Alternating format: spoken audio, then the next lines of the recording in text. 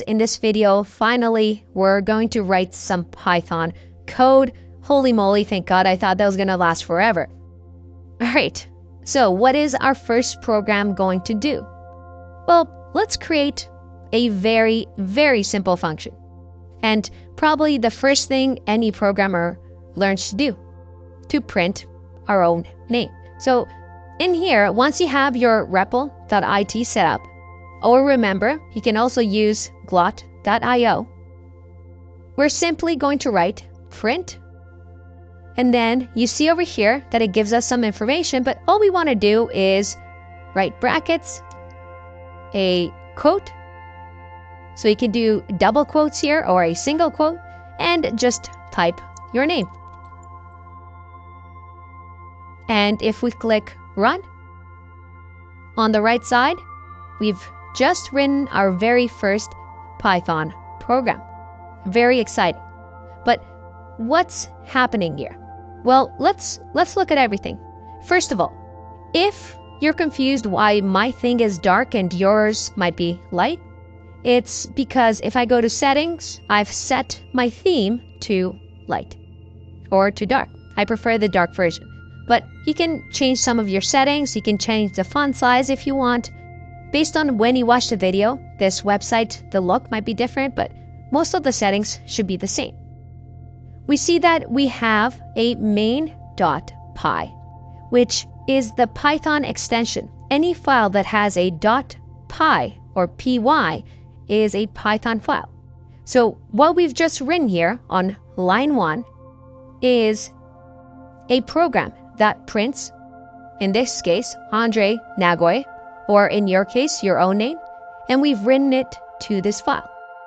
Now, REPL.it takes this file, already has this interpreter for us.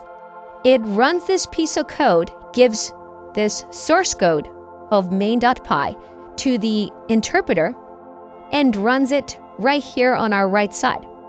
If you look over here, we're using Python version 3.6.1. And down below, we see that, we have Andre Nagoy printed. That's awesome.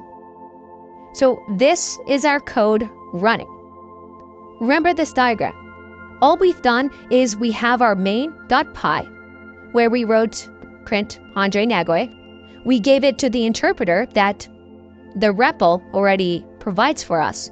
That interpreter takes our code, converts it into bytecode, and here it'll say Andre Nagoy, and then it runs it in the CPython VM, which was on the right side that we saw.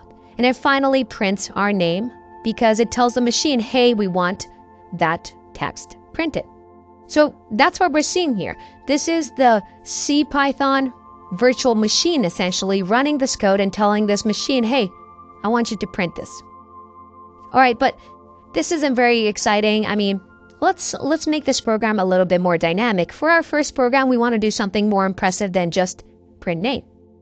So I'm going to teach you another thing we can do in Python, and it's called input. Now in here, I can say input, and you see that Replit actually gives me some information saying that, oh, I have this. You can just click here. And this input over here, well, what can we do? This input is going to prompt a user. And if I hover over it, you can see how it's giving me some information. But input simply gives us a way to capture information. So let's say, what is your name? And if I run this code, we see that we have our Python code running. And it's asking me, what is my name with this cursor here? So I can actually type something here. I can say, Andre. And if I hit enter, well, there you go. I've just typed in my own name. Nothing that exciting, right? But this is where code becomes interesting because we can store this information on our computer. So again, these are things that we're going to go over in detail in our basics Python section. But just to write our first code, let's assign this to memory. That is, let's say that name equals whatever is the input of what is your name. And then finally, we can just print the name. So remember, the interpreter is going to take this first line. It's going to ask, what is your name? I'm going to type something. That typed information is going to get assigned to name. And then finally, we print name. Remember, an interpreter takes line by line, converts code to bytecode, and then finally runs it. So let's give this a try. I'm going to click run. All right, what's your name? My name is Andre. Did you see that? I typed in my name, hit enter, and then it printed out Andre. So for the final feat, let's greet. So we're going to say print hello, and then plus name. Now, don't worry about the syntax. We're going to go over it, but all we're doing is saying hello and then adding our name to the end of this. So let's see what happens. If I run this and say, what is your name? My name is Andre, and I hit enter, I get hello, Andre, but no spaces. So let's add a little space, hit run again. For the fourth time, my name's Andre, and it says, hello, Andre. There it is, our first Python program.